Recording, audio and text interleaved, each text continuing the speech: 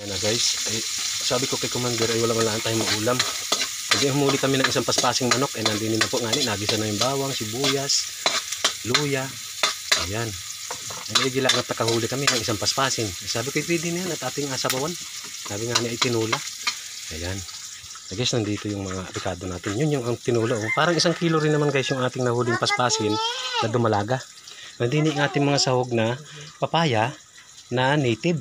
Tapos meron din tayong mga talbos ng sili. Tapos ito yung tanlad. Halagay rin tanlad. Meron din siyang dahon ng luya. Tapos yan guys, kung gusto ng mahalang, meron tayo dito siling nagbuyo. Kaya nga ni, nagalagati ka na, nagisa na. Kahit agisahin mo maigi at ng mabango. Yan. Tapos hulog na natin iring tanlad at saka yung dahon ng luya. Pero meron na ding laman ng luya yan. Para lalong malinamnam. Okay. Tapos ito naman ay native at madaling lumambot. Inasama na po guys yung papaya niyan, yung native. Pag lambot ng papaya, pag labok ng karne, ay sus. Pag kulo ng sabaw, ay naku, pag higop natin yan, ako, siguradong apawisan tayo.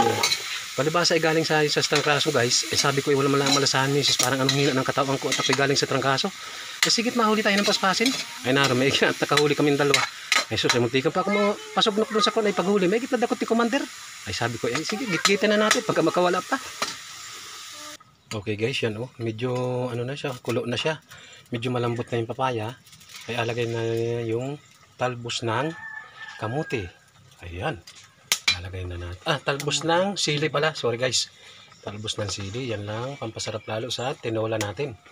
Ayan. At pag malambot na yung papaya, ay malambot na rin yung karne. Dahil paspasin yan ay madabilis naman yan. Ahanguin na natin. Makain tayo. Ayan. Maraming salamat kay Commander sa pag-prepare niya ng tanghalian ng may sabaw na tinola. Ay 4 na araw tayong natrangkaso. Ay parang may masmasan tayo dito. Ayan guys, maraming salamat kay Commander sa pagluto niya. Okay guys, magtanghalian na po tayo.